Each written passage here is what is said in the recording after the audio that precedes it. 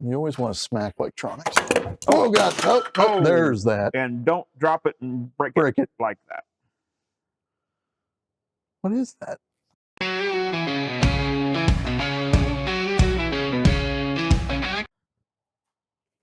How's everybody doing? So, as you saw in the last video, we're waiting on some parts. We're waiting for the magneto parts to come in. Actually, not the part of the magneto. We're waiting for the distributor side of the magneto to come in. We're waiting for the caps, the rotor, spark plugs, and spark plug wires. So, trying to keep my feet moving here. Trying to figure out what else we can knock off our professional list. And part of that professional list says here, we got to clean this carburetor. Well, you guys already know that I pressure washed this thing. I put degreaser on it. It got most of the barnacles off of this area. This carburetor is still quite dirty. I think I mentioned it in the last video, but I came out here looking for these numbers on the side of the carburetor. It was so kicked over with dirt and everything basically molded to it. I took a hand wire brush and sat there and scrubbed it like a pair of teeth and got the letters off of it and everything. But while I was doing that, I noticed that these brass pieces inside of here are looking newer than 1947, let's put it. So that tells me that potentially somebody's been in here. Looking at, let's say, some of the nuts and everything on here, or the adjustments, it doesn't look like somebody's been in here with a screwdriver, a pair of channel locks, and adjusting it on the side of the tractor in the field. Because typically, that's what happens while you're in the field. It's not running right. Grab whatever tool that you have inside underneath your seat, sit here, play with it till it runs right, gets you home type thing. So what I want to personally do to start this video out is I'm going to use a drill brush, probably one of these little bitty fancy cheek pokers right here off that Jungle website that used to only sell books. I'm going to use that to get in here and clean as much of this as I can without removing anything yet. That way everything's still sealed up within here and I'm not injecting anything else into it. As soon as I clean that up as much as I can on the tractor, I'll remove it off the tractor and still leave it completely together. And then I want to run it through the ultrasonic cleaner, probably 3 or 4 times to be honest.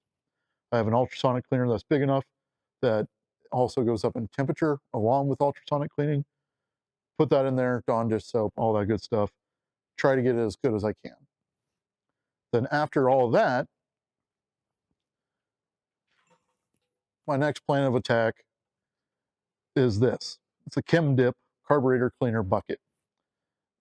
If you've never seen this before, your grandpa might have had it in his garage, but this stuff, if you do remember it in your grandpa's garage, stank like nothing you've ever smelled in your life. The chemicals in here are pretty strong, but it works amazing. When I was going through the woes of a carburetor on the Ferguson, I ultrasonic cleanered that carburetor probably 5 times. But I finally broke down, bought one of those buckets, and put it in there, and you would have thought I never touched it with an ultrasonic cleaner at all. So,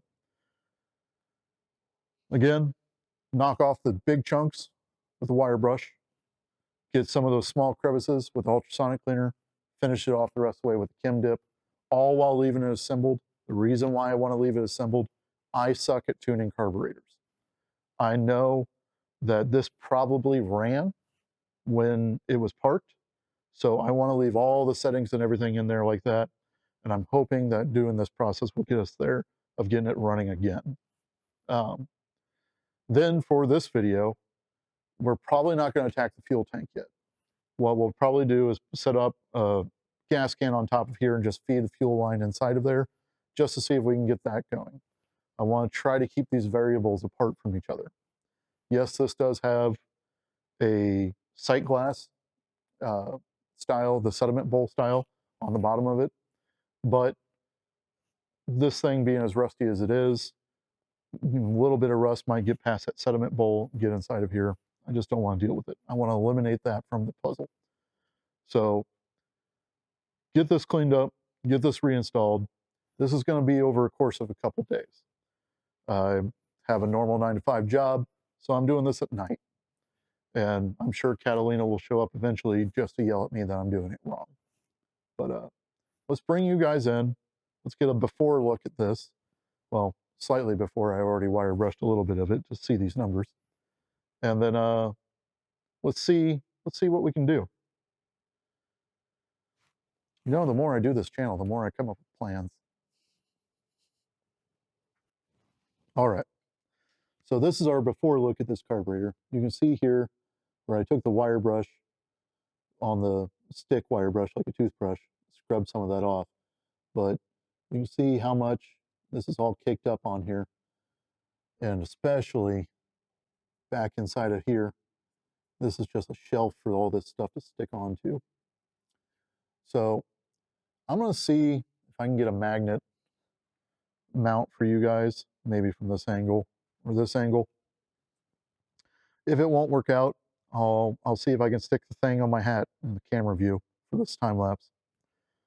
And let's go nuts with this. It's going to be pretty dusty at first, especially with all, I know I'm calling them barnacles, but when you can catch fingernails on it and start to peel back your fingernails on that dirt there, that's pretty stuck on there.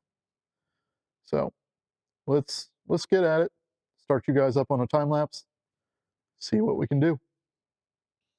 You know, as soon as I shut off this camera, yeah. Did you hear the plan for the carburetor? Huh? Did you hear the plan for the carburetor? Do you accept this plan?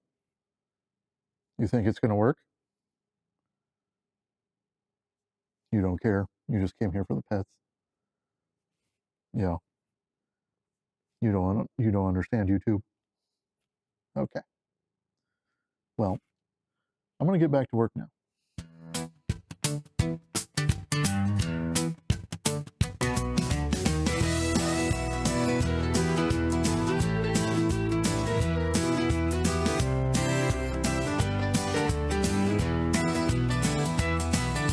Turning that wrench on a cold barn floor, trying to make it breathe like it used to before. Fresh new wires and a spark that's shy. Old iron waking with a tired little sigh. Firing up, old friend, firing up again. You've been sleeping in the shadows since way back when. Well, we got quite a bit of gunk knocked off of here. You can see all the dust and everything that came off. And this is what I meant by barnacles.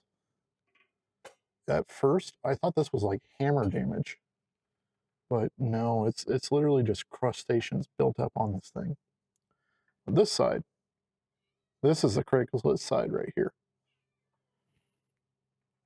Catalina agrees. She's trying to crawl all over my back right now. Catalina, what do you think? Looks pretty good. Fuel smells old. Surprised that there was fuel in the fuel line. Clutch, or I'm sorry, not the clutch. The choke is definitely needing to be moved with pliers. But you can see what I was meaning by the brass was cleaning up nice. There's a little bit of damage on this drain on the bottom of the bowl. But I mean, it does have the original IH International stamps inside of it and logos and everything. So it is at least a genuine OEM part. It's not a knockoff or anything like that. But she needs cleaned up the rest of the way. So I guess this side is next. Go ahead and clean this side up. So, welcome to the weird corner of my garage. I have a good old central machinery 12-speed bench drill press, little benchtop drill press here. I got our wire wheel snuck up in there, and we did most of the outside of this carburetor, but you flip it over to the other side, that's absolutely horrible. That's disgusting. So I'm going to sit here, use this drill press, being stationary and flat on here, be able to work the carburetor back and forth and try to get everything cleaned up this way, have a little bit more control. It was nice when it was mounted to the tractor because I could sit there and control the drill with everything. I don't want to sit there with the drill in my hand and sit there and do this. So throw you guys on a time lapse as I clean this up, and I have the ultrasonic cleaner already warming up. So hopefully by the time I get done with this, the ultrasonic cleaner will be up to heat or up to temp, and we'll give it its first dip. But check back in with you after we do some more brushing. Hear the heartbeat start. A barn find tractor with a stubborn heart.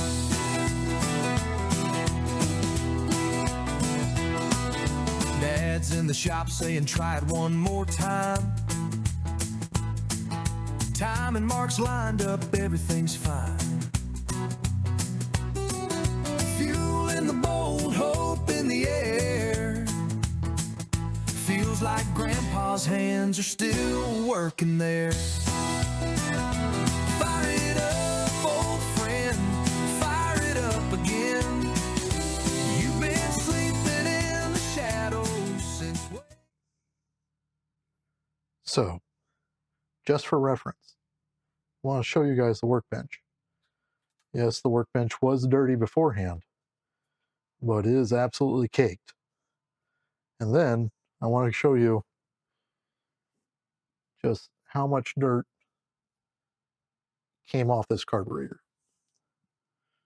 I mean, my hands were clean when I started, but we are looking pretty damn good.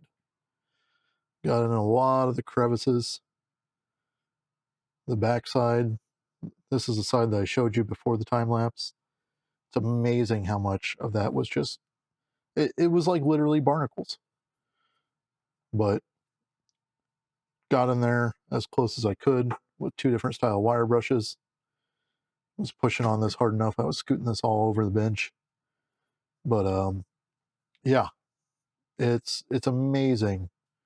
Just here, hey Rob, put a before and after image. Yeah, that's amazing.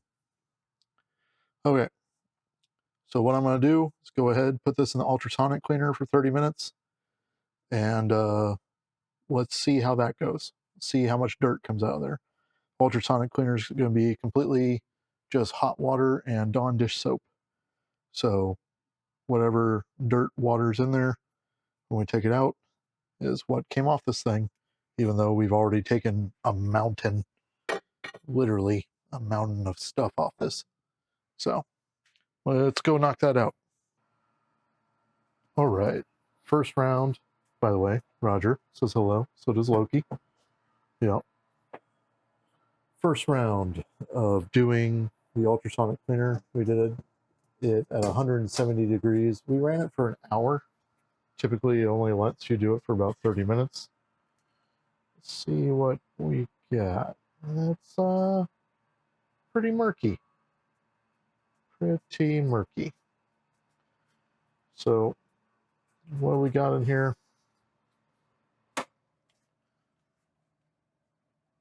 There's quite a bit that came off of it. Let's see if I can do this one-handed or not.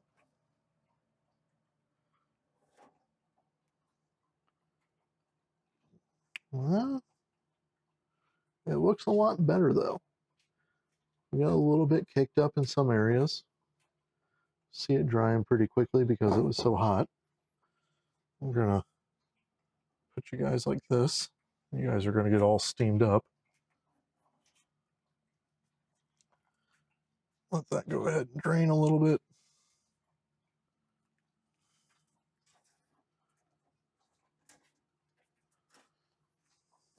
Woo, that's toasty. Okay. So, wow, that's hot. It's hot. I just told you it's 170 degrees. It should be hot.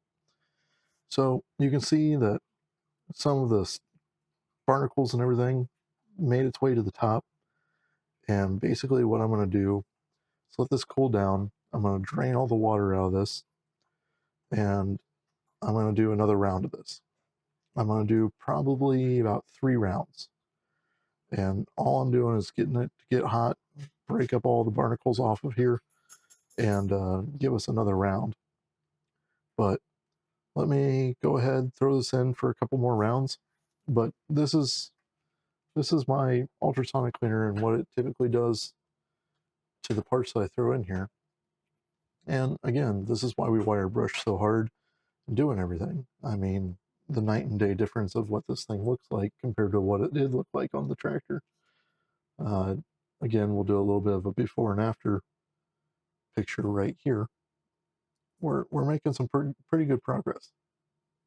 I'm curious, the inside of that thing did not look the healthiest, but it's starting to get there. It's starting to boil off some of that varnish inside of there, and the chem bucket will get the majority of it, but we're looking pretty damn good. So I'm going to do 3 more rounds of this, and then I will check back in with you guys when we get to the chem bucket. So be right back. All right. So we've done 3 different rounds of cleaning through the ultrasonic cleaner on this thing. And it is looking way better. We don't have as many crustaceans inside there. There's a few inside there, but not nearly as bad. We are now able to move the choke lever arm by hand without pliers. This side just testifies how much it looks different. So, I mean, like I was saying, when I started hitting this thing up with a wire brush to see these numbers, all the brass fittings and everything on here looked newer. And I still believe that this could run without disassembling it. So our next step's going to be open up the choke, open up the throttle. I am going to remove this one plug here, the drain to the fuel bowl. I'm going to open up this plug and then put this into that Chem-Dip. So the ultrasonic cleaner every single time had more and more chunks come off of this, but the Chem-Dip will take anything else and get rid of it. The reason why we didn't just jump into the Chem-Dip is that that bucket's not exactly the cheapest thing in the world. We want to try to preserve it as best as we can. So we did the wire brush, got the initial barnacles knocked off, did the ultrasonic cleaner, used it like a hot tank like you would for an engine block, and try to thermal shock and also use the ultrasonic pulses to get any of the little crevices and everything that the wire brush wouldn't get to. And now we're going to get even deeper into those crevices by doing the Chem-Dip. So what we're trying to do is just make sure that all the passages within here are clear and good to go. So let me go ahead and grab our Chem-Dip bucket. So our good old Chem-Dip bucket. Let me angle you guys up a little bit more. So it is literally just a bucket of basically concentrated carburetor cleaner. And it stinks. It smells awful. And after this video is done, I will move this out to the garage because my wife will not like it being inside the kitchen in here on this rinky-dink fold-up table that has had a lot of projects done on it. But basically, what we're going to do is set this carburetor inside there for an X amount of time and let it soak. So if you've never seen the Chem-Dip bucket before, it comes with a fancy little basket. That way you can grab stuff or whatever out of the bucket. And I'm just going to basically fish this thing inside of there. I did say I was going to remove that drain plug, didn't I? Well, I guess I'm not now. There we go. There she's going to sit. So we'll see how it does without the drain plug removed. Already committed. Got too overzealous. Not the first time in my life. Won't be the last time. All right.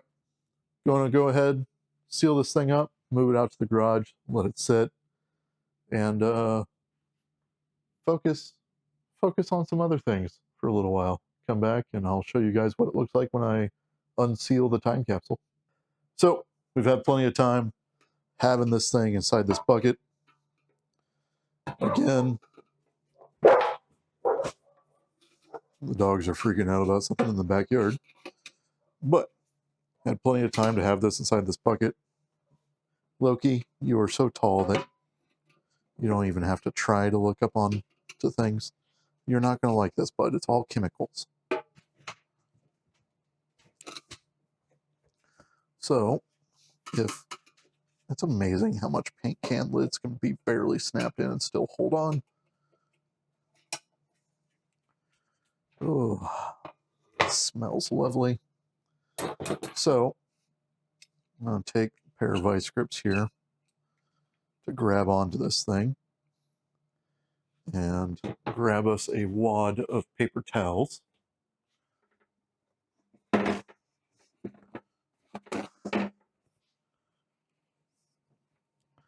So I have old boxes from that site that only used to sell books but now sells everything in here, and some of their extra packing material. I'm going to use that to help absorb some of this amazing chemical that cleans everything it touches. And I'm going to use these vice grips to grab onto this carburetor. That way I can grab it and twirl it around without it leaking, or to let all the fluid leak out of it. So there we go. Grab it, fish it out of the can. Let's sit here and drip out. And you can see just how much more clean that carburetor is. I mean, again, comparing apples to apples of what it did look like, this is absolutely amazing. Sorry, gotta put my hand in front of the camera. But that's amazing how much we have cleaned up this carburetor. Looking down the throttle shaft there looks amazing. Let's see if we can tilt this over. Looking down the choke. How's the choke moving now? Choke moves very freely compared to what it was. It doesn't have any slop in the play or in the shaft of the choke, which makes me think that somebody rebuilt this thing, used it, but rebuilt it, and it was running well before it got parked. You see some of that grime coming out of that throttle shaft in there, still dripping out of there. So the Chem-Dip is definitely amazing how much it does. Now, Could we have thrown this carburetor in there at the state it was? Yes. But what that's going to do is dilute a lot of the Chem-Dip bucket. And since we do projects like this where we need to use this bucket multiple times and trying to save money by doing all that extra work of using the wire brush, knocking off all the barnacles on the outside of this, and then doing the ultrasonic cleaner a round of like 3 to 5 times and trying to get more of that grime from the inside and everything broken up. And it also allows the fluid in here to get into all those passages more easily to do its job. Yeah, some of that that's coming out of there is delicious looking. Go ahead and reset the floats. Back up. See if anything else will come out of there. Nope. All right. Get our paper towels here. Give it a quick wipe down. But as you can see, it's amazing how much that Chem-Dip does for a carburetor. And we haven't taken this thing apart yet. I haven't adjusted any of the screws or anything like that. The intention being that I'm hoping that the settings are good where it was already running once before. And we're going to be able to pump some fuel into this. And after the rest of our distributor cap and spark plugs and everything get here, we're going to be able to just throw this on the tractor and at least make it bark off. But also, as a reminder with that, we're going to do an outside fuel source from that fuel tank. I want to clean the inside of that fuel tank first before we go and throw rust and junk through here and clog up jets that are going inside this carburetor. Because we didn't just do all this work to have this thing instantly clog up again. So the very first fire up will be on an auxiliary fuel tank, which if the thing barks off, hasn't ran, I'm going to say at least in 20 years. And this is original hardware from 1947. I mean, there's your IH stamp right there on the top. And I forget where it was on the bottom. There it is on the bottom.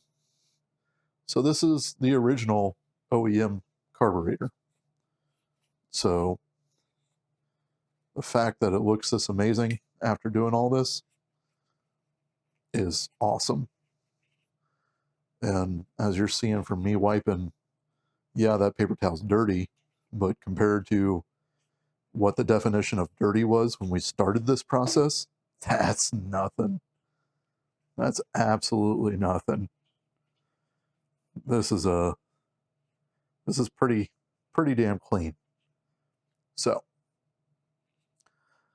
next steps, we'll be making a gasket for this thing. I'm actually going to use a machine called a Cricut that cuts like vinyl decals. I'm going to use it to make the gasket.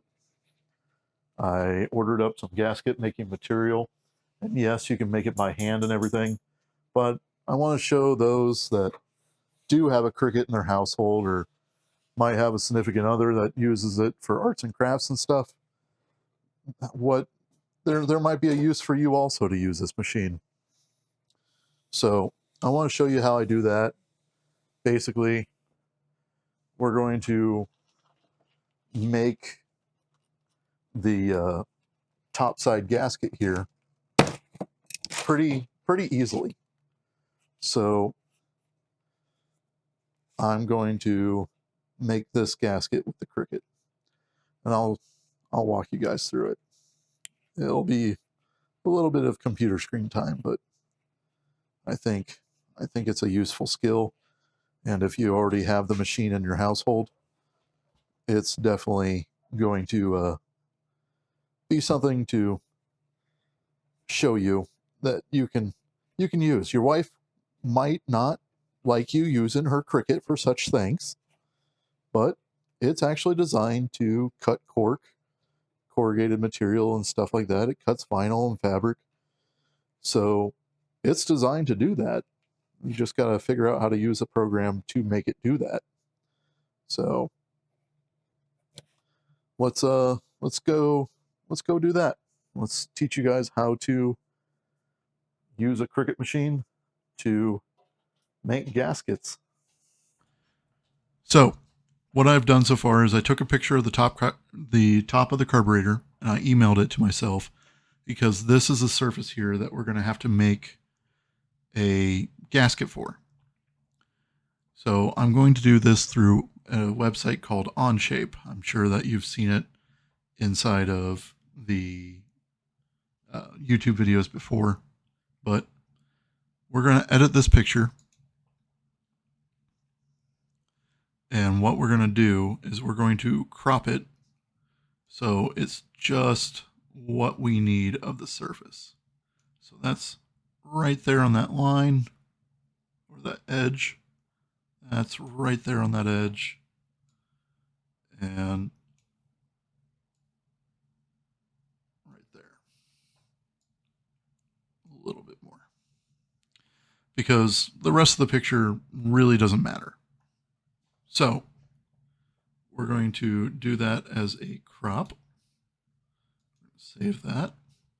And there's our beautiful image. Now that we have everything cropped, from there, what we're going to do is go into this new sketch. We have sketch 1 pulled up on here. You're going to go to Insert Image. And what we're going to do is we're going to import our download.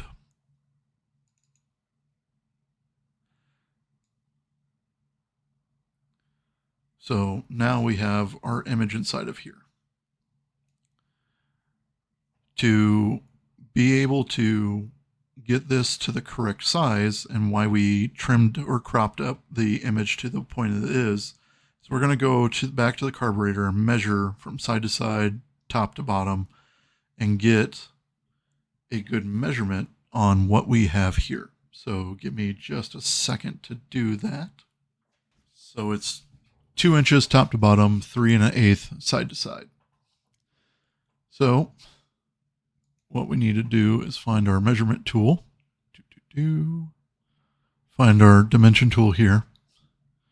We're looking for this dimension right here and looking for this dimension right here. So this one's going to be the easier one to edit, of 2 inches. And then 3 1/8 on that side. Does this need to be absolutely precise? No, it does not. It's a gasket with a lot of different material, or different area for material. But 1 divided by 8 is 0.125. So it might be a little bit too long on this side, but something I can live with. So from there, what we're going to do is we're going to go ahead and trace over our image. To do that, we are going to use spline tool and literally just trace over everything. I'm going to go ahead, zoom in, might as well, and start on an edge here and just follow the individual curves of this. Now, yes, you could sit here and make the 3-angle curves and everything going around this. But again, we're going to have a lot of surface material to work with here to sit here and go around each one of these edges. Whoops, hit the wrong button, of course. So I pull that straight line until it looks like it's going to veer off the edge of the piece. And then take it a little bit time by time. Worst case scenario, you have a little bit of gasket hanging outside of it. Insert Bob Ross quote here. Happy little mistakes. Just keep tracing. And then we have our general shape. You can take these, move them around as you need them. But we have our general shape of our tool here.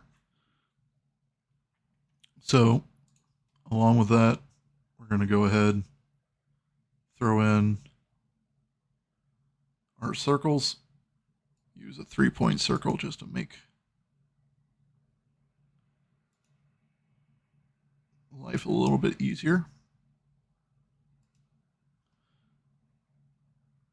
Click on an edge.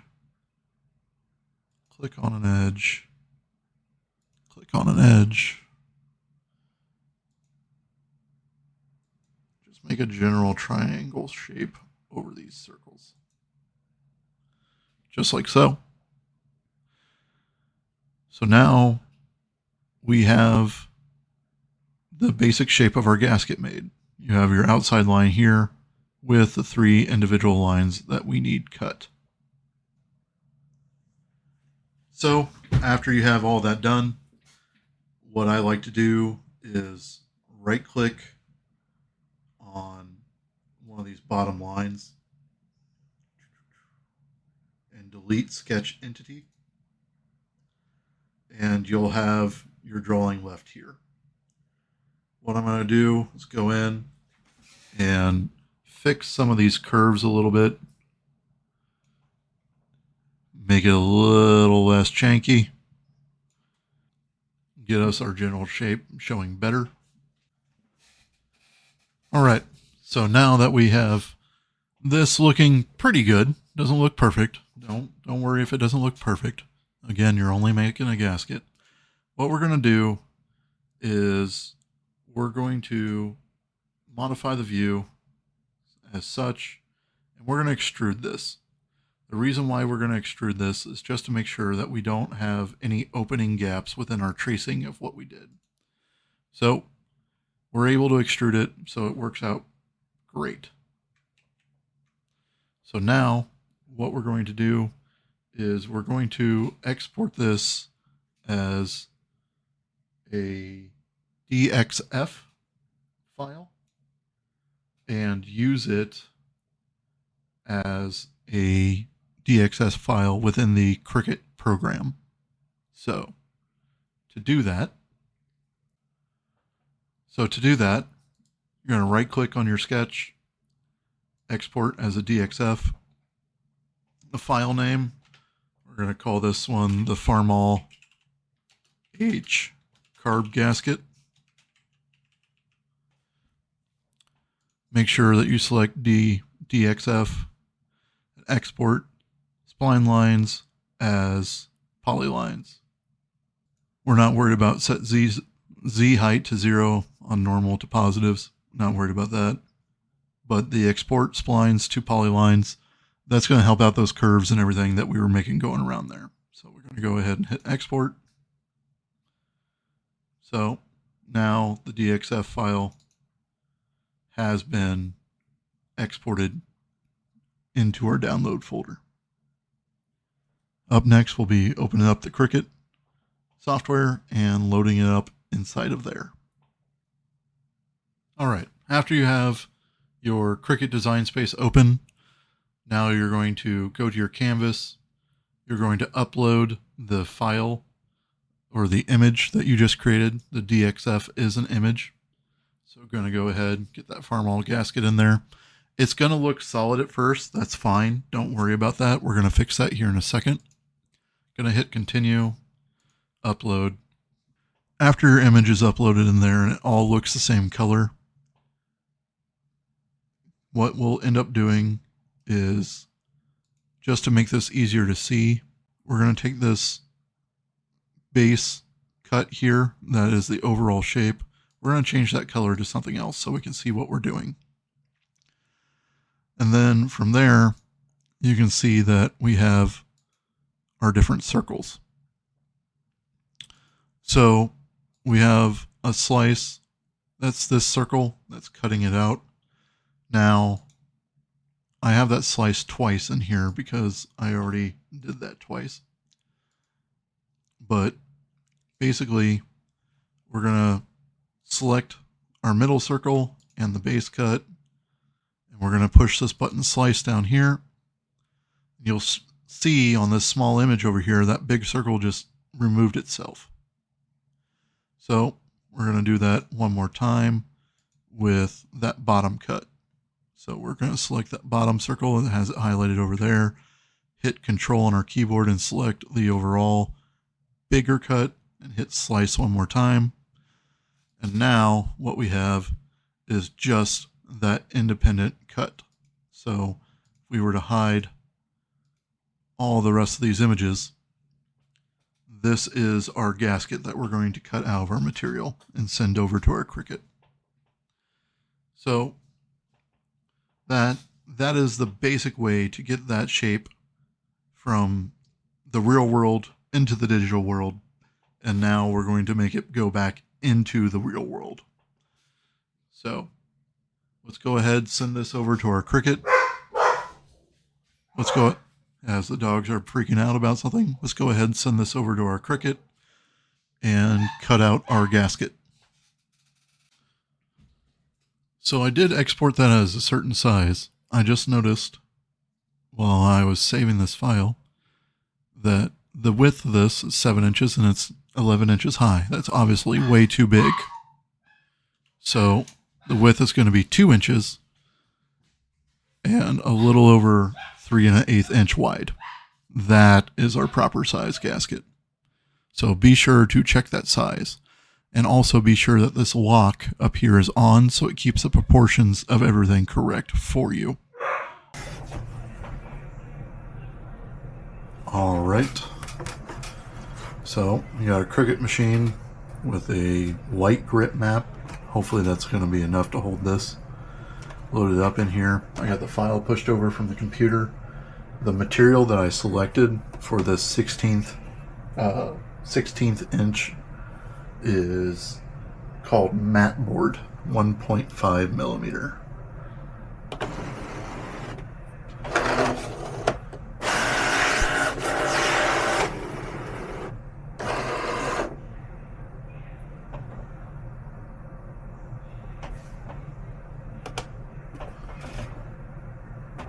Let's see how this does.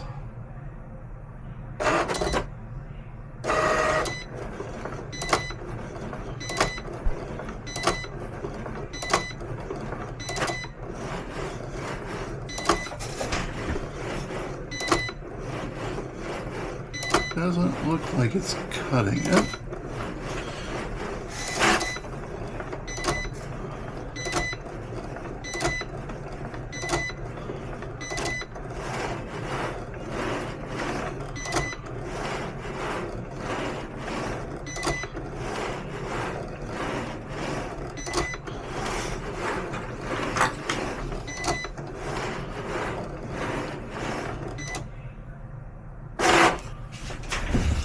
So, it doesn't look like it cut it down.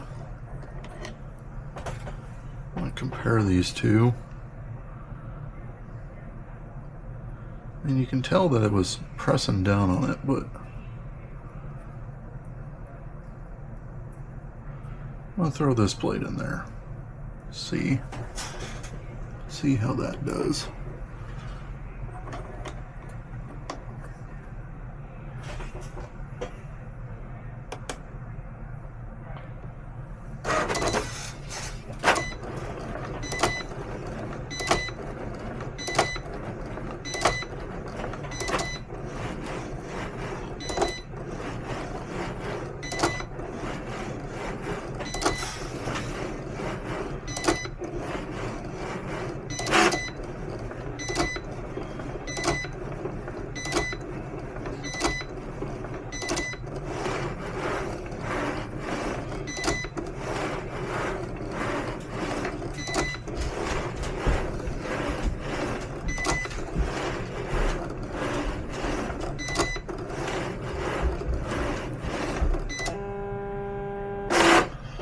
I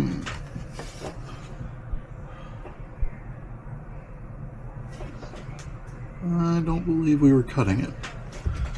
So, oh hey, hit the button and I ejected it. No, we did cut it. We did cut it. It just didn't look like it. So, it's barely holding on there though. There she goes. So, here's our gasket.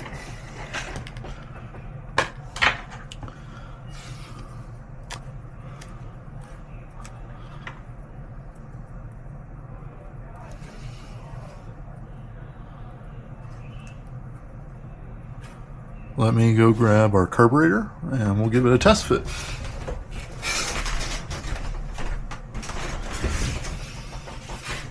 So, how we looking?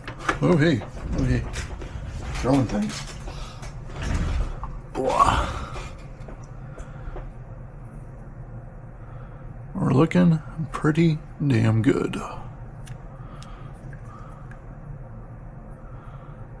It looks like it matches it up completely. Awesome. So, that was our way of making a gasket that looks semi-professional, I would say, even though we had those little bit of defects and everything in there with a Cricut. Sweet. This is ready to throw back on the tractor. Now that we have a clean carburetor and we're looking good on that aspect, what we're going to do is put you guys up on a time lapse as I sit here and reinstall this. Something that's going to be a little bit odd and definitely not factory at all, but it's something I like to do personally. I'm going to cut this fuel line and I'm going to install a Wix filter in between the fuel tank and the carburetor. Yes, I understand that we have a sediment bowl, but eventually all this rust and everything inside of here, even after we do the cleaning steps next, it will try to get to the carburetor and clog up these jets inside of here. So I want, hi Catalina, I want to use a Wix filter in between the fuel tank and the carburetor. So I'm going to take this, install this, cut this fuel line, temporarily install another fuel tank, which is just going to be a gas jug, to get us up and going at first and to test fire the engine. Speaking about test firing the engine, I'm going to go on the other side. If you see the time lapse shift to the other side, my parts came in. I ordered a distributor cap, a rotor, and a spark plugs and spark plug wires, because that all had been destroyed, as you've seen in the last video on the other side. So, Catalina, we're going to install this carburetor. I'm relying on you, because we're going to lose the shop if we don't. Yeah. And as you can tell, it's quite chilly today. I need to find myself a patio heater. That way I can put a patio heater right here, whatever I'm working on, and have at least a little bit of radiant heat. We don't have any insulation in this barn. But anywho, Catalina and I are going to get to work, or I guess I'm going to work and pet Catalina at the same time, and reinstall these things. You ready? Then let's do this. Yeah.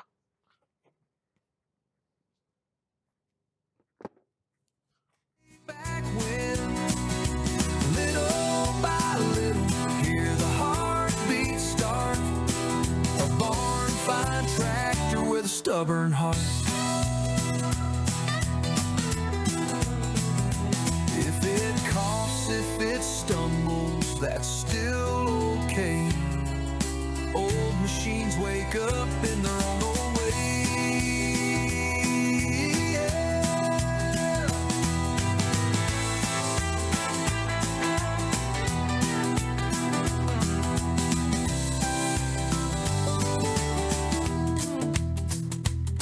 If it coughs, if it stumbles, that's still okay.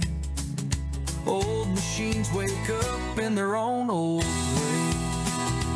Fire it up, old friend, fire it up again. You've been sleeping in the shadows since way back when. Little by little, hear the heartbeat start. A barn find tractor with a stubborn heart. If it coughs, if it stumbles, that's still okay. Old machines wake up in their own. Okay, so we got our new rotor, just cap, spark plugs, and spark plug wires. I just touched the battery on there. Now we're going to see if we have spark inside this gap. So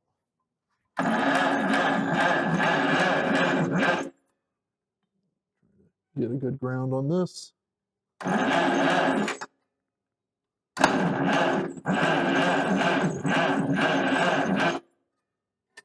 Well, that's a bit concerning.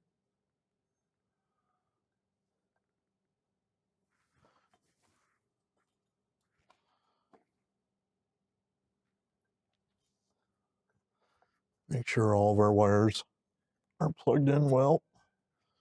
They feel like they are.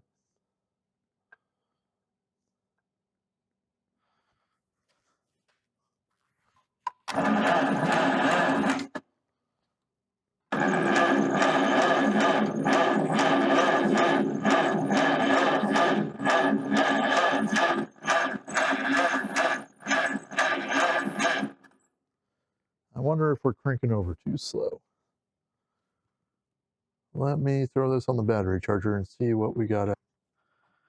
All right. So, I'm not going to lie to you. I played with this off camera and figured out what the issue was.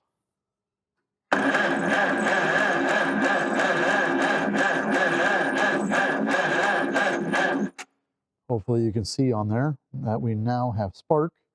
What I had to do was readjust the contacts within the distributor or the magneto to a gap of 13 thousandths. So from here, I'm going to go ahead, install these spark plugs, and then I'm going to bring you guys back on the other side, and we're going to start playing with that carburetor and see if we can get this thing fired up. So we got gas pumped out and around and sitting here in the filter. So I know there's gas sitting there waiting to be sucked up in here, and our bowl technically should be filled. I'm going to go ahead and choke the tractor, take off our oil can, see if we can get this thing to make some noise.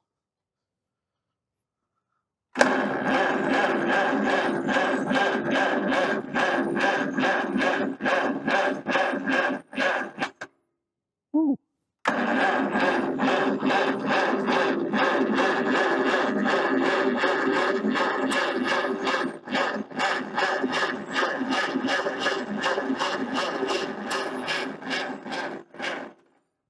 So what I was just doing was I was putting my hand over here and trying to use the vacuum of the tractor to open up all the passages.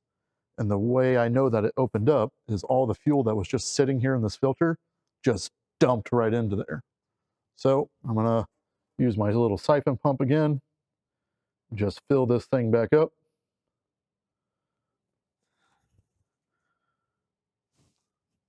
Give it another shot.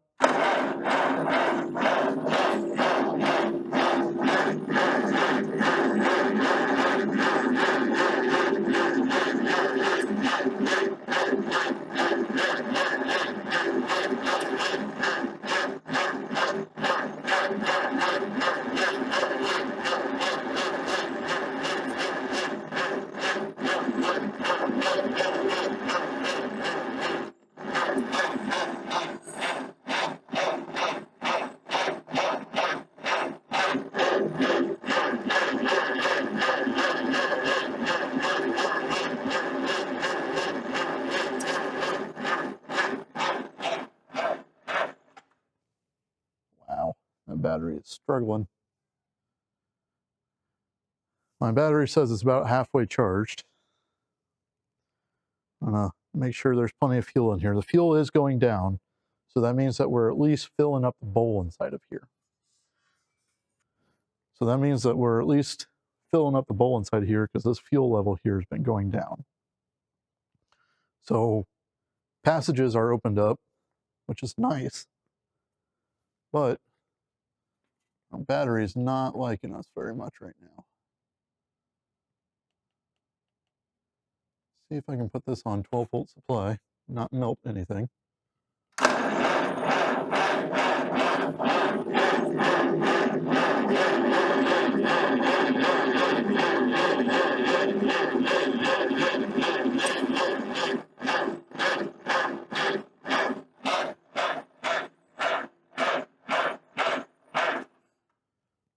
She's still not liking it yet.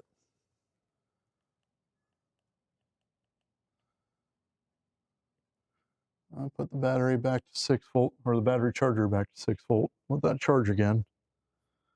But I did get it to at least accept fuel. And it's now pressurized up here on my little siphon pump. So it's not accepting any more fuel in there, which tells me that either A, one of the passages clogged back up again, or B, the needle and seat's actually working the way it should. I guess the way that we could test that was pull out that drain plug, make sure that we're getting fuel coming out of it. Gotta find a crescent wrench to do that with, or, you know, some small channel locks, because, you know, or I'm sorry, vice grips, not channel locks.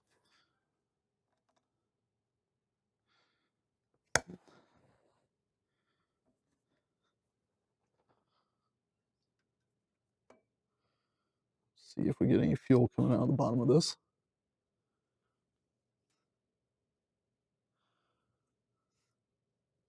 Yep, we're getting fuel coming out of that. Wow, that had some varnish stuff inside of it. And I know the needle and seat just worked because it just let all that stuff out of there. Wow, that smells horrible. Woo! So that answers one of the questions of should I remove that drain plug before I took out, or before I Chem-Dip this? And the answer is yes. So I'm gonna waste about $2 worth of fuel and just pump some of this through here until I quit getting some of that crud out of there. There we go. Go ahead, reinstall our plug.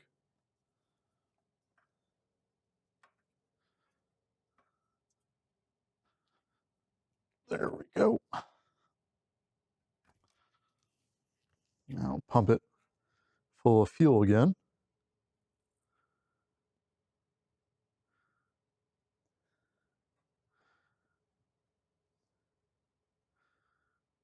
That looks better.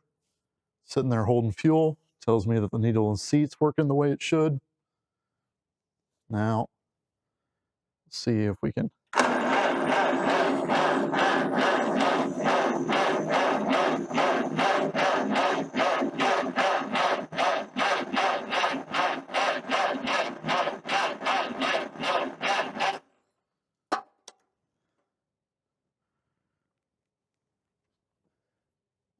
Well, it's got enough fuel in it that it's literally coming out of the front of the carb, which is interesting.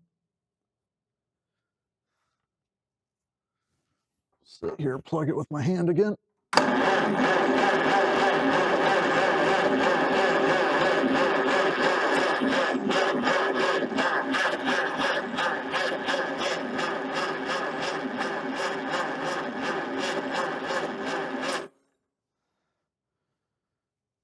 Yeah.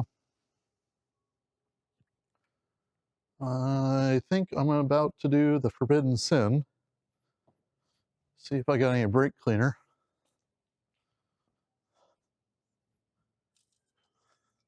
There's not much left in this can at all.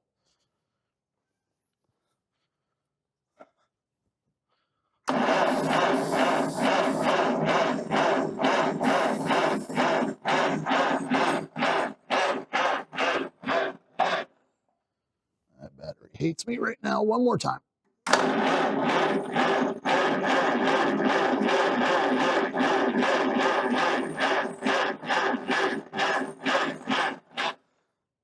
Nope.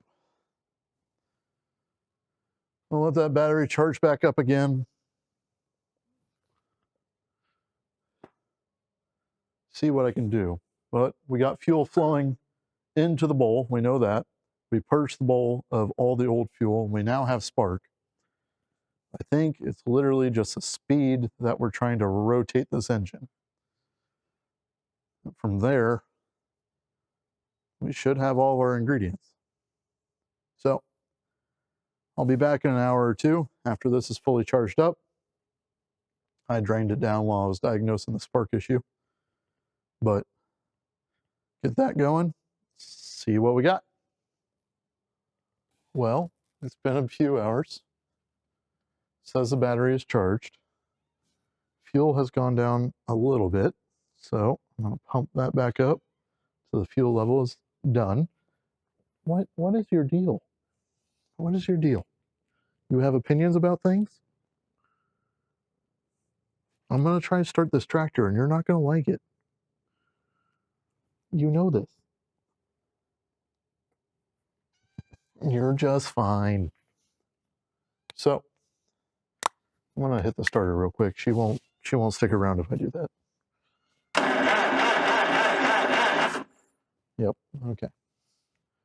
So from there, I'm going to just give it a little bit of some starting fluid. Let's see if that does anything.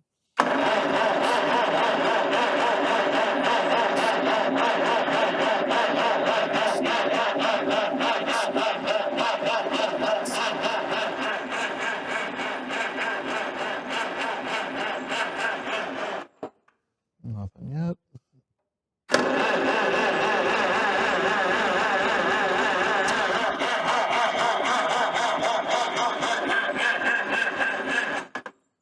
Okay, now I'm curious. Do I still have spark?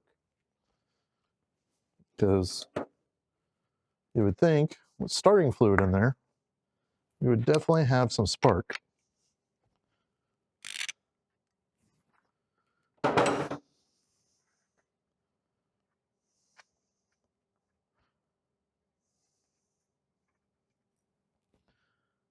We got any fluid at all? I could smell the gas in the cylinder, but the spark plug is not physically wet. So go ahead, round that out, make sure. Yep, I got spark.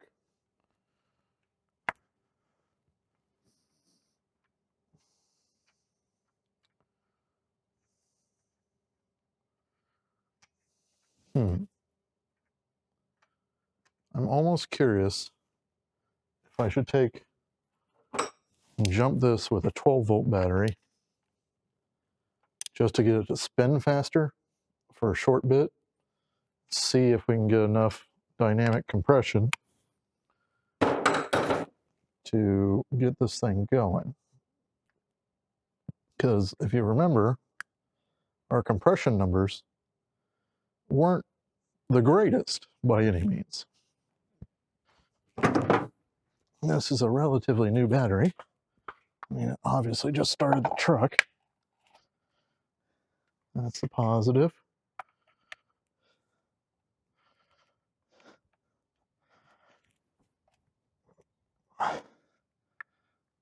And that's the negative.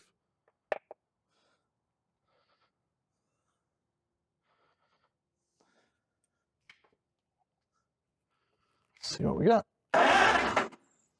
That makes a difference. Nothing yet. Make sure our bowl's full. Go ahead and choke it.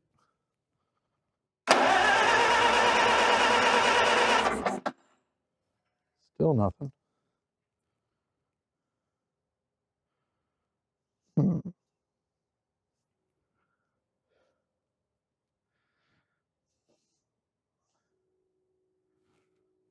How about we unchoke it and then give it a little bitty shot of the laughing gas and hit it.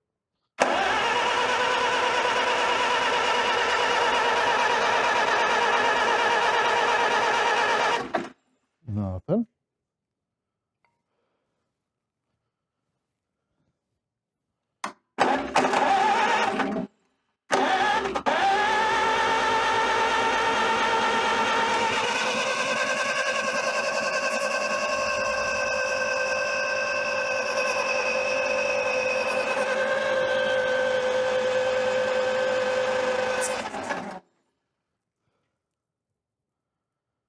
It's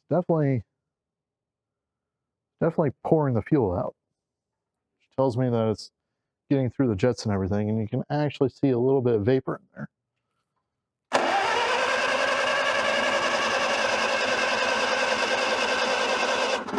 And I got vapor coming out of the pipe now. I don't know if you guys can see that or not, but here, get you guys angled up enough. You can see the top of that exhaust pipe.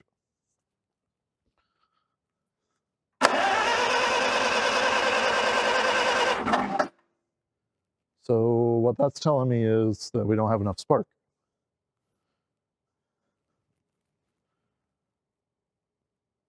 Crap.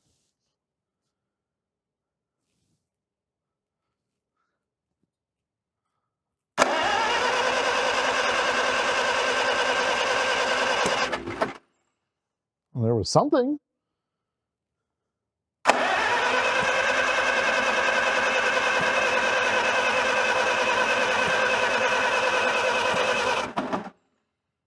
So right now what it's doing is it's puttering out of the carburetor, which makes me think that it's something with the timing.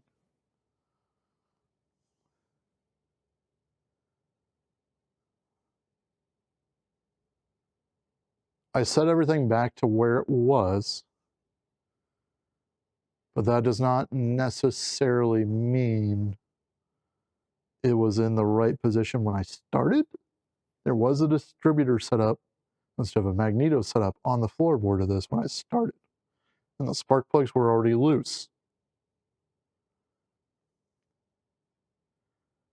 which tells me that somebody might have been monkeying with it.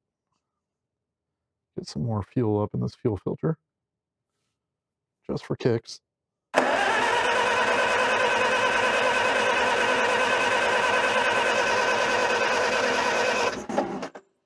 Nothing.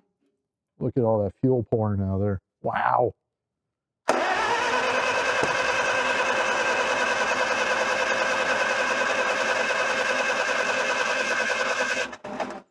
Yeah. I don't know if you saw it or not, but it did that poof right out of the carburetor again. Makes me think our timing's off.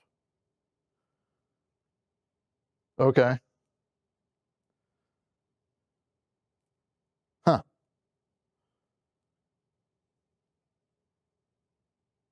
Well, with that, I'm going to put this battery back in the truck so I can park the truck tonight. And I'm going to figure out how to time this thing. And we're going to go from there. Because before I end off this video, I'd at least like to burn this much amount of fuel up to here and hear it run. I mean, we got air, we got fuel, and we got spark now. So the ingredients are there. It's just those are the ingredients, and there's a recipe, and the recipe calls for valve timing. It's one of those asterisk things. Huh.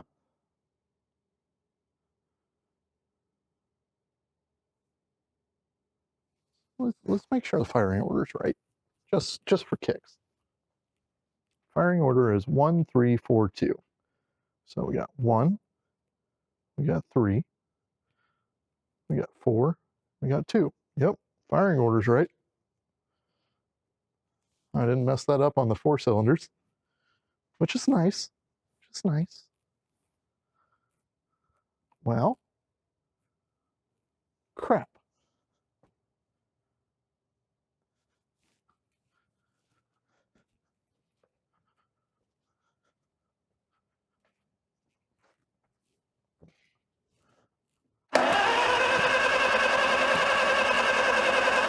I just did it like 3 times in a row there. Yeah, our timing's off. I gotta figure out how to get that timed correctly. That's what it is. Okay. I can't drain this battery down anymore because I need to still drive the truck. But come back in the morning, figure out how to time this, get it timed, and hopefully this should fire up. So, as you guys can tell from the extra voice, my father is here. I'm sorry. No, you're fine. Your father talks when he shouldn't anyway. Am I going to be the finger guy? You're going to be the finger guy. Just for the masses, what we're going to do is that we're probably 180 out. That's why it's puffing out of the carburetor. So what we're going to do is we're going to loosen this all up. There's an impedance, or basically the spring inside the back of this magneto gets to a certain point and then it spins it extra. So I'm pretty sure it's called an impedance spring. When the pointer on the pulley right before it, we need to get it right at that position, which is just before top dead center. And then we need to check the position of the rotor to make sure that when it trips that impedance spring, it's going to be over this plug right here, which is number 1. I have a feeling it's not. Well, if it's 180 out, are we just going to move the wires on the distributor so we don't have to turn everything? Well, I cut a cork so I can actually adjust it the correct way. So you're going to take it apart and do it right. Yeah. Note for video, Dad would just move spark plug wires because Dad's into shortcuts. That's why Robert's doing these things and not Dad. Well, it's also for when it breaks in the future. And somebody else has to do it? Well, when I have to remember what the heck I did, I can also look back at the video and go, hey, look, I did it right. But to do that, I'm going to have to steal your guys' light source. And shine down on the balancer or on the pulley? Yeah. Let's see if I can. This very metal tube of a radiator hose is in the way.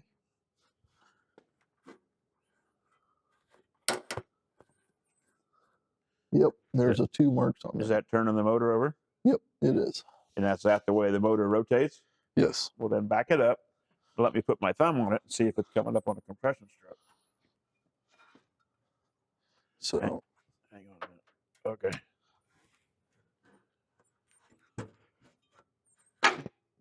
That was the impedance spring.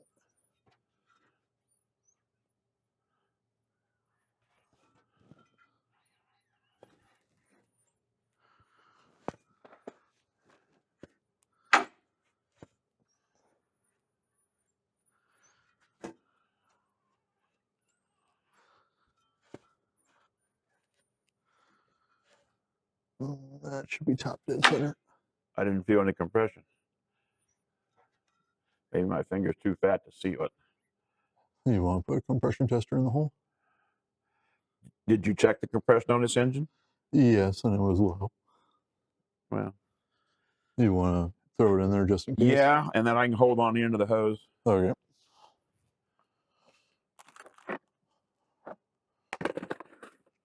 Yeah, that way it'll seal, and then I can hold the end of the hose. Okay. I know what I'm doing. That'll work. Because I didn't feel even a whiff of air with my finger.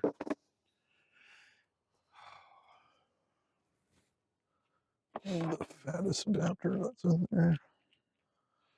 It's a nice compression test. You got nice stuff. Thank you. I've been using all these tools so much, I figured I'd get better tools.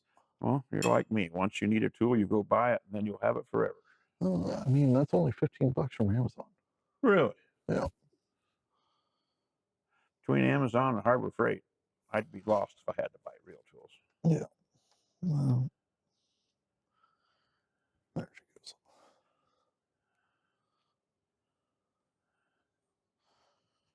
goes. Compression so damn low that it might take some. Well, I'll just put my finger over the fitting rather than wait on the gauge. If you want, yeah. Yeah.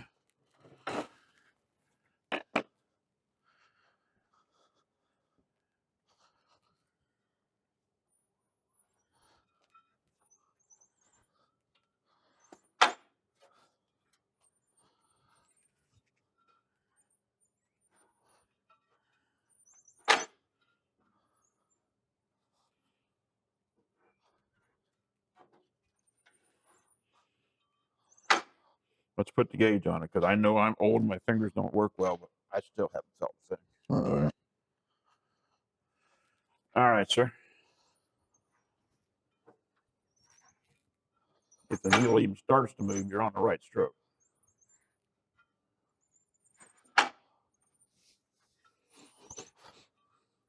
Well, now, when you said the compression was low, did it indicate there may not be any? It meant that on a 6-volt battery, I might have got 40 out of that cylinder.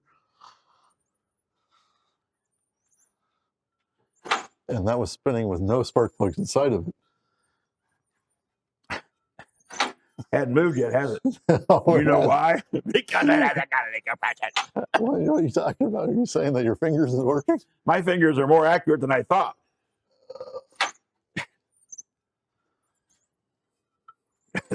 Come on. Give me something. Well, short of putting the torch and heating the head and the cylinders up to get to some more expansion, you ain't going to get any compression. Well, you know what? I'm going to spin it. Next thing to do is take a valve cover off and check the valves. Yeah, but for the way the gaskets have been on this thing, I'm scared. I understand. Also, you got to remove all those rods. You just got to take this rod out. Which that rod's doing It comes what? loose right there. But what's the rod doing? It braces the radiator from doing this because the steering rod and stuff doesn't give any support. All right. I'm not saying we need to take it off, but Well, right now it's looking like the option to do it. you ain't got it ain't moved, has it? Not even tickled it. I mean, here. Well, let's look at basic theory here for a second. Let me put it top dead center. Okay. So it's going to take. It's a 4-cycle engine. It takes 2 rotations. Takes 2 strokes. Or it takes One's compression for fire and one's compression to push exhaust gas out. which would mean it's 2 rotations of the motor to Yeah, do that. it's 4 strokes. So let's count just for kicks From the pointer? from the pointer how many times the impedance screen goes off. Okay. So When you get on the mark, let's look at the distributor and see which one it's pointing to, just for shits and giggles. that's 1. That's 180 from the mark. That's 2. I seen your mark. It went past. Yeah. Well, I need to check, see where your distributor is pointing. Yeah. So that's 180. It can only be one of 2. Yeah. So let's try to play this game of I'm on the mark. Where are you at, Mark? You're not there yet. There you go. she is. Okay. Right there. So I will retire back to the chair.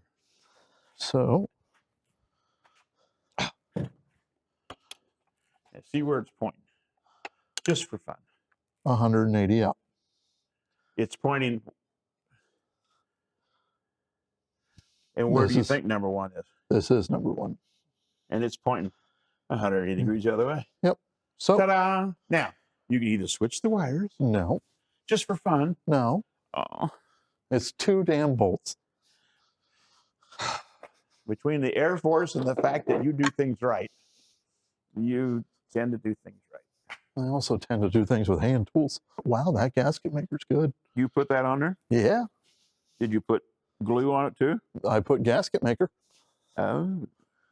Well, it's good gasket maker. Oh, it's there. That's for damn sure.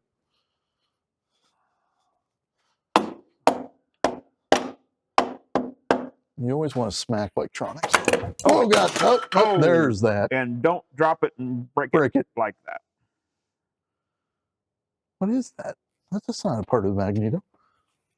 Well, it came out with the magneto. Oh, it's the cap of the magneto. It's only the part the spark plug wire goes on. Don't worry, I got one sitting right next to it. Do you? Yeah, Get the hell out of here, really? yeah, spare parts. Great. Parts to make parts? Yep. Is that just a cap cover? Yep. You don't hold the coil or nothing? It just Oh, covers there's the a coil? coil underneath it. Oh, wow. First off, this shouldn't look like this. No. This is what happens when you throw your magneto on the ground. When you drop it and you break this piece off. Yeah. Off of there. Yeah, it should. That's the bad thing. Yeah, yeah. That's well, actually, it went like that. Yeah, it should have a protrusion like this. There you go. Well, I could glue it back on. Well, technically, yeah. Technically, it's touching the top of the coil. I feel it. It would work probably half a second. At least. It would work for one spark. It'd work until it didn't. Yep. So now we're taking the original magneto case cover. So this was the one you bought off of Marketplace? Yep. Well, it wasn't worth a damn anyway. It needed a new cap. Yeah, yeah. Needed the one from 1947. Actually, you need a new one. Yeah, no. That's No, about no. as important as a distributor cap as far as making contact. However, it looked clean. See? It was acceptable. Yeah. And that box of emery cloth sitting there to the right of your box will make anything make electrical contact. Yes, it would. And now, unless there's a ton of gasket maker on that engine block, I don't have to clean up this part of the... No, it's not got a bunch of gasket maker. Actually, no, I'll still have to clean it up because we're using that magneto. May I see the inside of the cap? Just for fun? Yep. Don't lose the screws. I won't lose the screws. That actually looks very nice. See? And clean. Look at all the fun activities we're doing. Well, it's a learning experience. With parts making. Even the gasket's nice. Yeah. You won't have to hit it with a mallet. Yeah. And knock it across the floor. Catalina, do not get up on his lap. Well, she can get on my lap. She just can't use her claws to pull up on my chest. My t-shirt's only a Carhartt. It's not like a sweatshirt. Wow. Catalina, did you know it wasn't a sweatshirt? Look at me. Oh no, she's obsessed with me for some reason. Now she's going to knock the cap off. Hi.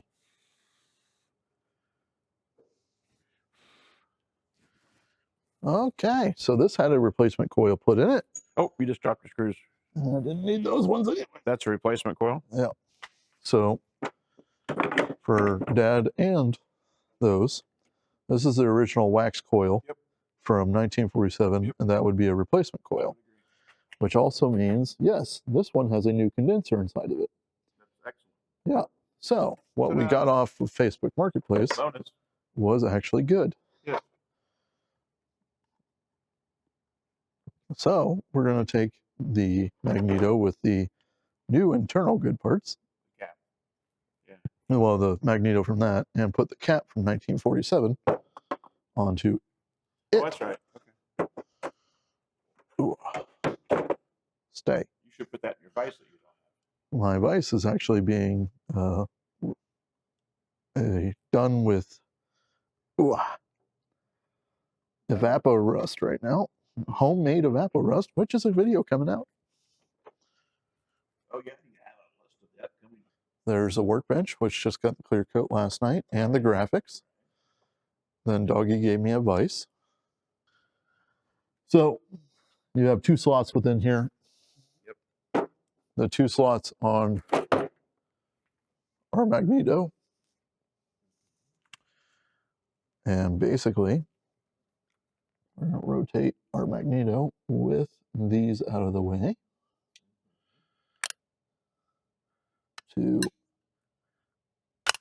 that's an impedance spring, and we're going to impedance spring and right there, because we are on the first mark of the pulley.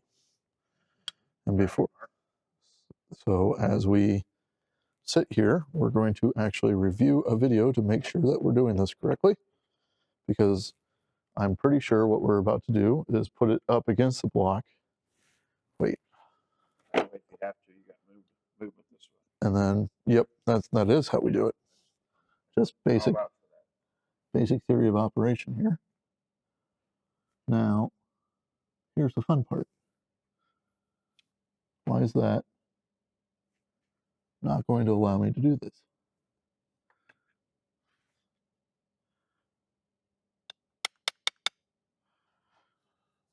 Don't tell Dad, but we're going to end up switching up the wires.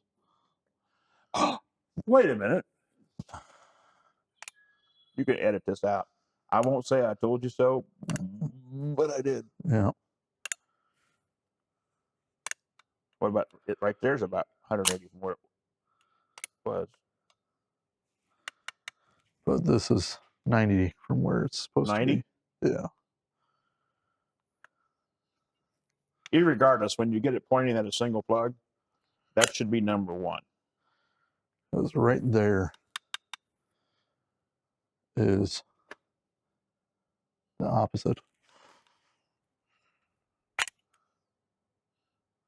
It might have been off more than 180. It might have been off 72, or it might have been off 189. So that would have been 2.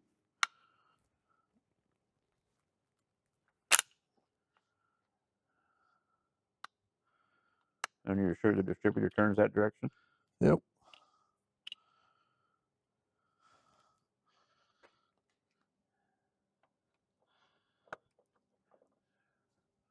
The firing order is 1342. Yep. That one I do know. Okay. Want me to hold one? Hold that one.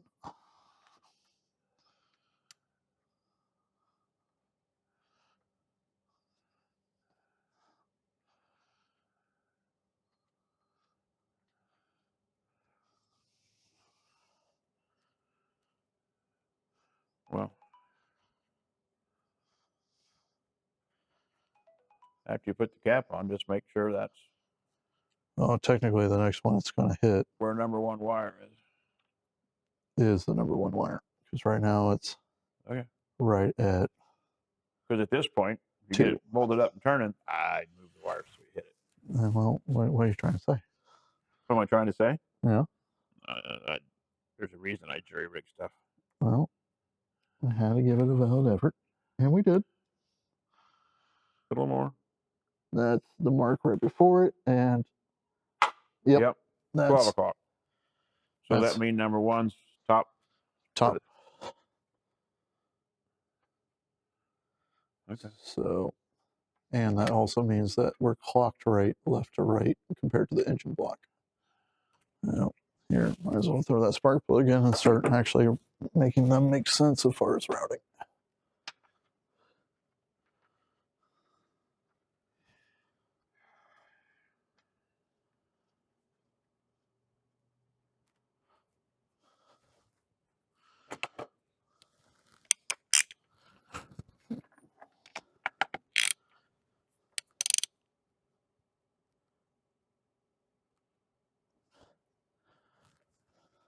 So you got good spark to the cap. Now,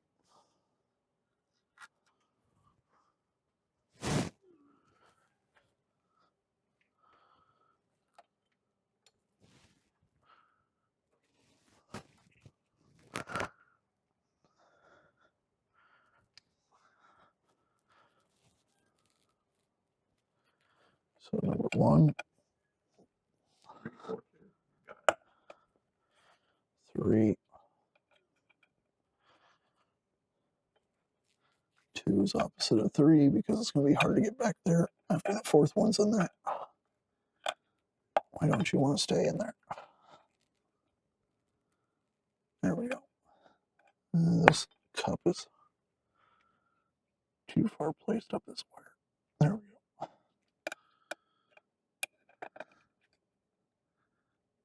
Three.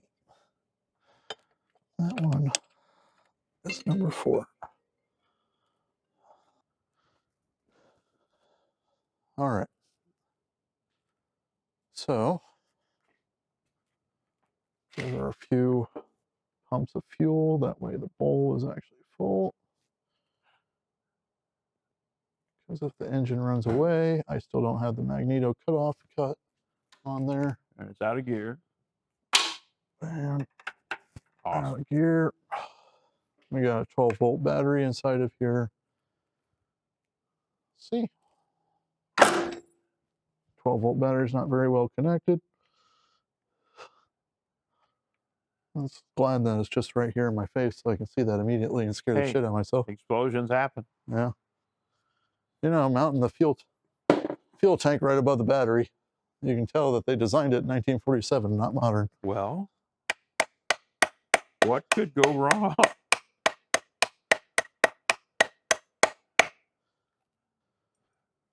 It's not like it's right next to an open fuel source with the gas can sitting on the floorboard. Okay, let's try that again.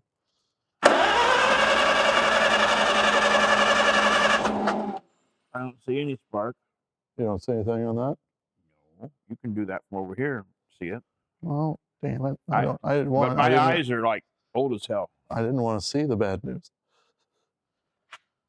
Has it got spark? Yep. Well, excuse the hell out of me. See, I can't see that. See, now you're just For giving the me... sake of the video, I'm an old coot, guys. Spark plug tester says there's spark. Well, then it wouldn't buy. So, oh, God. Now, it probably won't run. I smell gas. Yep. Yep. I have external gas can feeding it. Yes. Let me do the vacuum trick.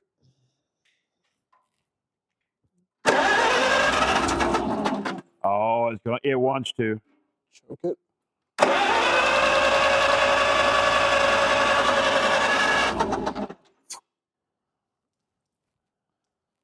Okay.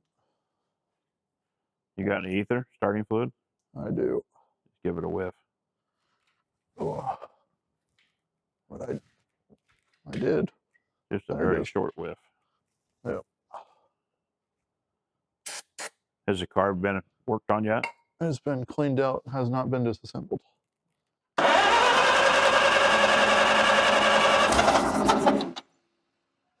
Clean the carb, the damn thing will run.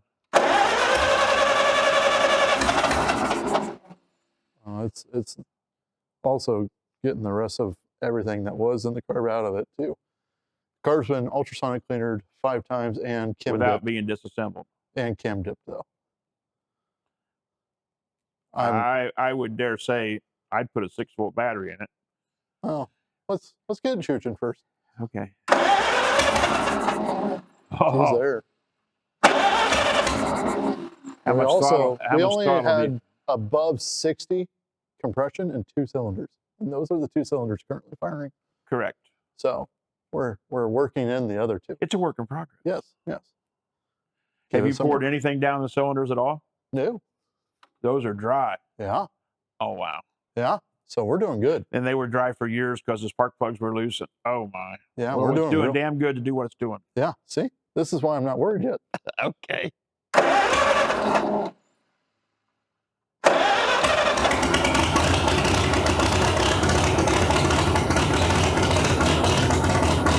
Following back.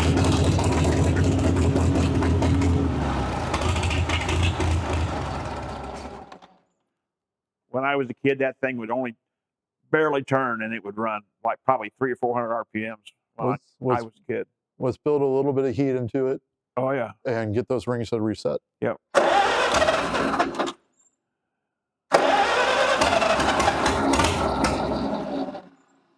Couple clicks.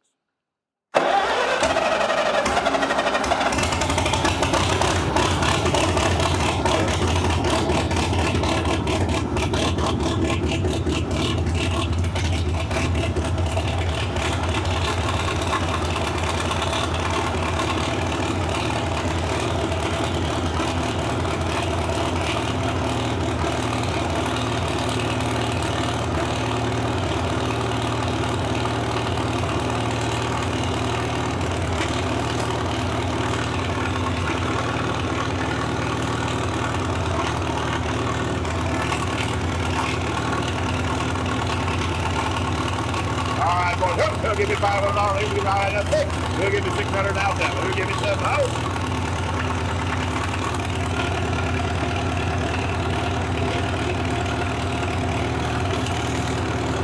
This is good.